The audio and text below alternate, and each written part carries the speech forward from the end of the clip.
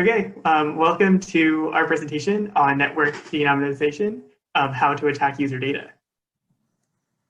So today we're going to be talking about how we can take anonymized networks where nodes are not given to us, or the identities are not given to us, and introducing some different types of attacks to be able to find the identities of the nodes within this network. And this is really important because we have so many different types of networks that this type of information would be useful for. We have social networks, economic networks, networks like the internet. There's endless supply of this type of information available. So why would we want to attack these kind of networks?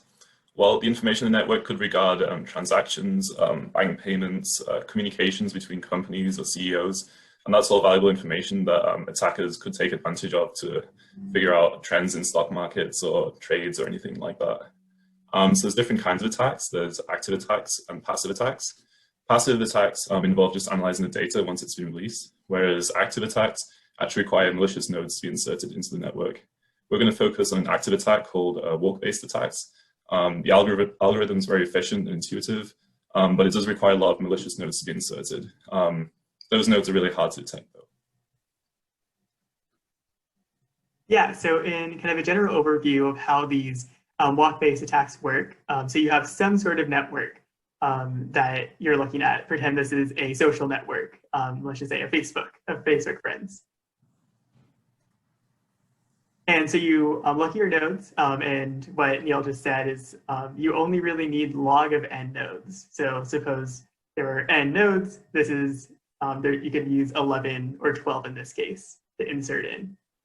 And then you want to give the nodes some structure that you can then identify later. So this is a very specific structure that will be able to be identified, and then you can attack the nodes that you're interested in. So let's just say you have node x0, you can become friends with 44, 58, 43, and 59, etc., and do that for all the nodes. And then you're not able to see this yet, but then once you introduce yourself into this network, you're embedded within the structure as a whole. So then once they release an anonymized network that just has 1,000 nodes randomly numbered from 0 to 1,000, then you can apply an algorithm that Neil will discuss later to identify the structure of all the nodes that you've inserted. And because these have a very particular set of edges between them, it's identifiable, and so you can identify your particular nodes inside. And then from there, you also have the nodes that you attacked. And you know their identities because you either sent a message to them or sent them a transaction. And then once you have their identities in the network, you can see how they're related to each other. And just for example, if this is a financial network or a friendship network, you might think that node 939, which we know the identity of, could be really important because it has high betweenness. Okay, so let's have a look at that algorithm for retrieving the nodes. So in this code, we set up a graph and we insert a malicious subgraph. We anonymize the graph, and then we have this algorithm here to retrieve the nodes. So the first thing we do is we check the degree in the anonymized graph of the nodes to find an order of nodes that is equal to our subgraph. So we check all the degrees and find the same order. We do this using a recursive call in this implementation. And then once we have a potential list of nodes that have all the same degree, we check the structure of those nodes because the anonymized graph should have the same edge structure as our malicious subgraph that we inserted. If the structure turns out to be the same, then great, we have a malicious subgraph. If it turns out to be different, then we just look for another set of nodes with the same degrees. So we make more recursive calls. And here we inserted these nodes. We found the anonymized keys, and they actually matched the actual value of the key. So our algorithm was successful. So what is the success criteria for this algorithm? So we need to have a subgraph that isn't isomorphic with any other graphs in the main graph, or else we wouldn't be able to identify the unique structure. We need to be able to find the subgraph efficiently. This algorithm has an O of n runtime because we just iterate through all the nodes in the graph. So it's relatively efficient, and the subgraph can't be automorphic. Automorphic means that it's isomorphic with itself. So you can map its own nodes onto other nodes and still have the same structure. And that could lead to not being able to find the correct order of nodes in the subgraph. But if we insert O of log n malicious nodes, there's a relatively low probability of isomorphic graphs or automorphic graphs. So that's a really cool part about this algorithm is you only need to include log of n nodes in order to identify it, which is a very small number.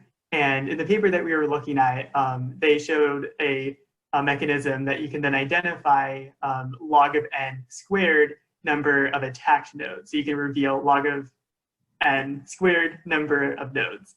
And they said that that was a good structure to be able to kind of remain hidden and not be super clear, make it very clear that you're attacking the structure. But if we wanted to go further, if we weren't as concerned about being identified, or we were comfortable with taking a little bit more risk, we kind of investigated ways that you can expand this further. And if you think about each node as a possibility for an attacked node to have an edge width or not, then you can see that you just have 2 to the n, or 2 to the n, where n is the number of attack nodes we have, possible nodes that you can attack and be able to have a unique identifier for that node once you identify the structure that you have. And I think it'd be really interesting to kind of play this out in real world data to see how successful it is. But in our simulations, we were able to take a 10,000 node network and with only 15 nodes, identify every single one with a 100% accuracy. And again, I think this would look very suspicious because we are introducing a lot of edges in order to identify these 10,000 different nodes, but the accuracy is pretty compelling.